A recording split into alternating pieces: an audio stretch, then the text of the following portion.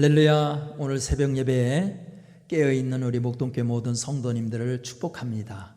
하나님의 은혜가 여러분들의 심령에 충만해서 오늘 하루도 힘차게 활기 있게 살 수 있는 은혜를 주시기 바랍니다. 찬송가 96장 부르겠습니다.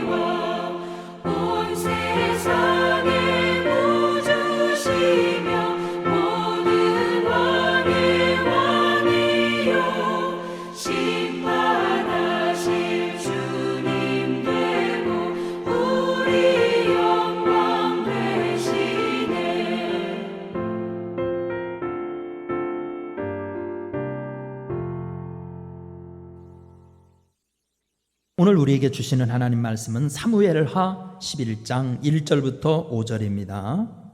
사무엘하 11장 1절부터 5절 교독하겠습니다. 그 해가 돌아와 왕들이 출전할 때가 되매 다윗이 요압과 그에게 있는 그의 부하들과 온 이스라엘 군대를 보내니 그들이 암몬 자손을 멸하고 랍바를 에워쌌고 다윗은 예루살렘에 그대로 있더라. 저녁 때 다윗이 그의 침상에서 일어나 왕궁 옥상에서 거닐다가 그곳에서 보니 한 여인이 목욕을 하는데 심히 아름다워 보이는지라. 다윗이 사람을 보내어 그 여인을 알아보게 하였더니 그가 가라되 그는 엘리압의 딸이요 햇사람 우리아의 아내 밧세바가 아니니까 하니, 다윗이 전령을 보내어 그 여자를 자기에게로 데려오게 하고 그 여자가 그 부정함을 깨끗하게 하였으므로 더불어 동침하에 그 여자가 자기 집으로 돌아가니라. 함께 읽겠습니다. 그 여인이 임신함에 사람을 보내어 다윗에게 말하여 이르되 내가 임신하였나이다 하니라. 아멘. 1453년 4월 5일 오스만 투르크 술탄 무함마드 2세는 제국 전역에 징집령을 내리고 비잔틴 제국의 수도 콘스탄티노플의 성벽까지 밀고 들어갔습니다. 그러나 새로운 대포와 15만의 군대로도 비잔틴 제국의 견고한 삼중 성벽과 결사항전하는 8,000명의 군사를 쉽사리 깨지 못했습니다. 마침내 1453년 5월 29일 오스만의 군대는 총공격을 감행합니다. 도시를 정복하면 전 군대에게 사흘간 무제한 약탈권을 주겠노라고 한 무함마드의 약속에 눈이 뒤집힌 군대는 필사적으로 공격을 했고 비잔틴의 방어 또한 결사적이었습니다. 그러나 비극적인 우연의 사고가 한순간에 비잔틴 제국의 운명을 결정해 버렸습니다.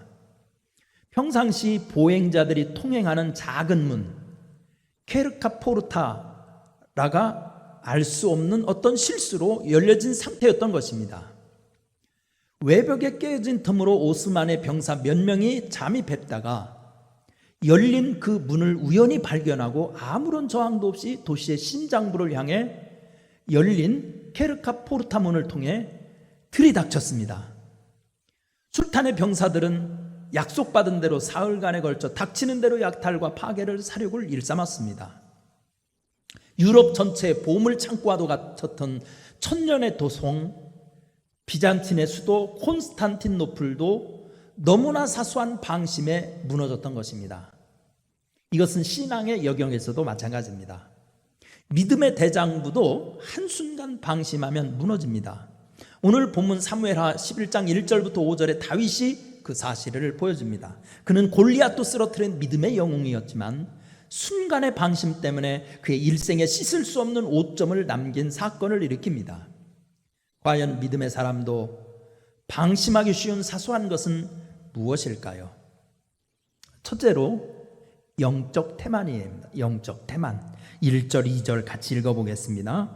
그 해가 돌아와 왕들이 출전할 때가 되매 다윗이 요압과 그에게 있는 그의 부하들과 온 이스라엘 군대를 보내니 그들이 암몬 자손을 멸하고 라빠를 에워쌌고 다윗은 예루살렘에 그대로 있더라. 2절 저녁 때에 다윗이 그의 침상에서 일어나 왕궁 옥상에서 거닐다가 그곳에서 보니 한 여인이 목욕하는데 심히 아름다워 보이는지라.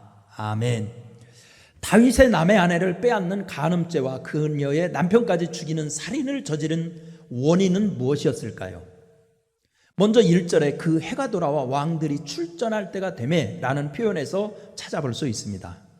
그때는 유대력으로 1월 달을 가리키지만 태양력으로는 3, 4월에 해당하는 때입니다. 팔레스틴에서 겨울은 우기에 해당하기 때문에 전쟁을 하지 않습니다.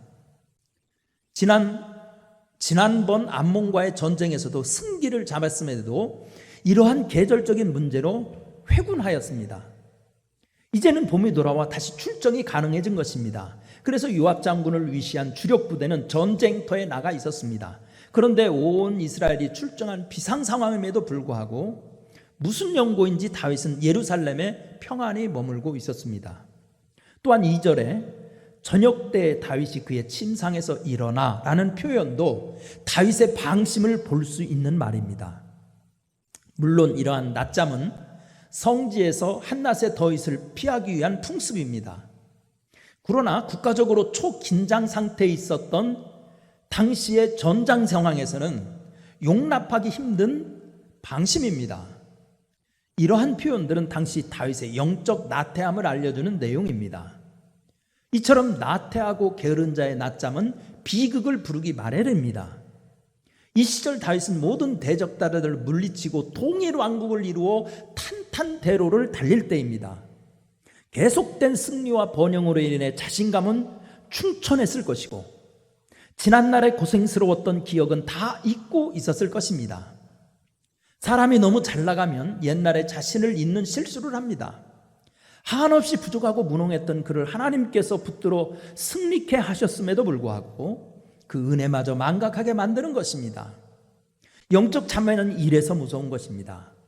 자신의 부족과 무능을 망각하게 해서 하나님의 은혜를 잊고 영적 겸손을 빼앗아갑니다. 그런데 마귀는 이러한 틈을 놓치지 않습니다.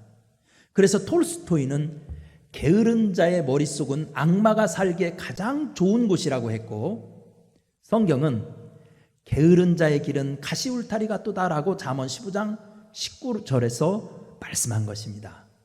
잘 나갈 때 조심하십시오. 잘 나갈 때 방심하지 말고 그럴 때 교만하지 말고 잘 나갈 때일수록 겸손히 주님 앞에 엎드리시기를 바랍니다. 두 번째, 넘어지지 않으려면 안목의 정욕을 이겨야 한다는 겁니다. 안목의 정욕을 이겨라. 2절 말씀 같이 읽어보겠습니다. 2절 시작. 저녁 때에 다윗이 그의 침상에서 일어나 왕궁 옥상에서 거닐다가 그곳에서 보니 한 여인이 목욕을 하는데 심히 아름다워 보이는지라. 아멘. 당시 다윗궁은 높은 시온산 위에 위치하고 있었으므로 그 인근 주민의 집 앞마당을 잘 내려다볼 수 있었습니다. 따라서 다윗 왕이 여인의 목욕하는 모습을 지켜본 것은 자신의 안목의 정욕을 이기지 못한 다윗 자신의 범죄 행위였음을 알 수 있습니다. 우리는 본다는 문제를 너무 쉽게 생각할 때가 많습니다. 다윗도 단지 목욕하는 모습을 보았을 뿐인데 그 보는 행위는 이상한 방향으로 발전합니다. 남의 여인 목욕하는 것을 훔쳐보니까 심히 아름다워 보이게 되고, 그러니까 그 여인이 누군지 궁금했습니다. 그래서 다윗은 부하를 시켜 여인을 데려오게 되고, 신하들이 남의 아내라는 충고도 들리지 않게 되었습니다. 이렇게 안목의 정욕은 분별력을 잃게 만듭니다. 성도의 양심과 왕의 품위도 상실하게 만들었습니다. 그래서 다윗이 행한 것이 있습니다. 4절 말씀을 보면 3가지 동사가 나옵니다. 보냈다, 데리고 왔다, 동침했다. 이것은 사랑이 아닙니다. 이것은 욕망입니다. 보냈다, 데리고 왔다, 동침했다. 욕망이에요. 쾌락을 즐기려고 하는 남자의 모든 욕구가 이 동사 속에 들어 있습니다. 양심에 전혀 제동이 걸리지 않았습니다. 겸손하고 용기 있으며 사람 깊고 총명했던 다윗의 모습은 더 이상 없었습니다. 때문에 그리스도인들이 절대로 가볍게 보아서는 안 될 문제가 바로 보는 것입니다. 보는 것. 우리 예수 믿는 사람들은 믿음의 눈으로 보는 훈련을 해야 합니다. 절제하는 눈을 가져야 합니다. 사람은 다 똑같습니다. 보지 않을 것 자꾸 탐하게 되면 내 마음도 유혹에 떨어지게 되고 마침내 마귀의 시험에 걸려들게 되는 것입니다. 여러분, 은혜의 눈, 믿음의 눈으로 보아서 이번 한 주간 오늘 하루 승리하는 하루가 되시기를 간절히 축원합니다. 기도하겠습니다. 은혜로우신 하나님, 우리도 나도 모르게 방심케 하는 신앙의 복병들이 많이 있습니다. 이런 성경의 인물과 말씀들을 공부하면서 내 자신을 비춰볼 수 있는 영적 거울이 되게 하여 주옵시고, 하나님의 말씀을 남을 가르치거나 비난하는 데만 익히려 하지 말고 내 자신을 책망하고 내 속을 들여다보는 영적인 거울로 볼 수 있도록 은혜 내려 주옵소서. 오늘 하루도 주님의 은혜로 살게 하시고 주님의 은혜로 보게 하시고 주님께 영광 돌리게 하옵소서. 예수님의 이름으로 기도드리옵나이다. 아멘. 찬송가 304장입니다. 304장 찬송 부르시고 주기도문 함으로써 새벽 예배 마치겠습니다.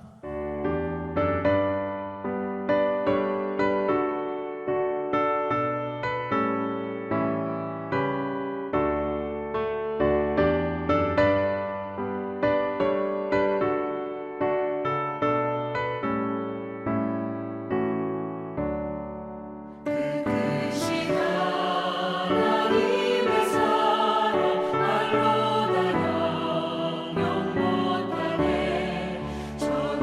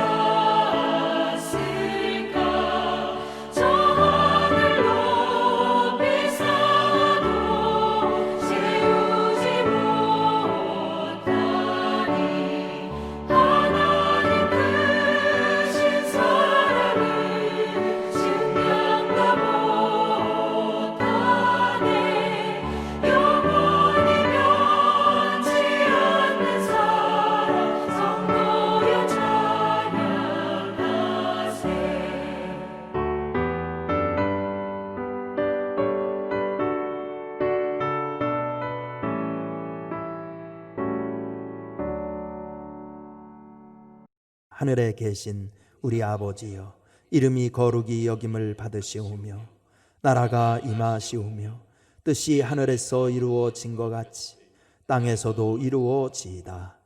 오늘 우리에게 일용할 양식을 주시옵고 우리가 우리에게 죄 지은 자를 사하여 준 것 같이 우리 죄를 사하여 주시옵고 우리를 시험에 들게 하지 마시옵고 다만 악에서 구하시옵소서.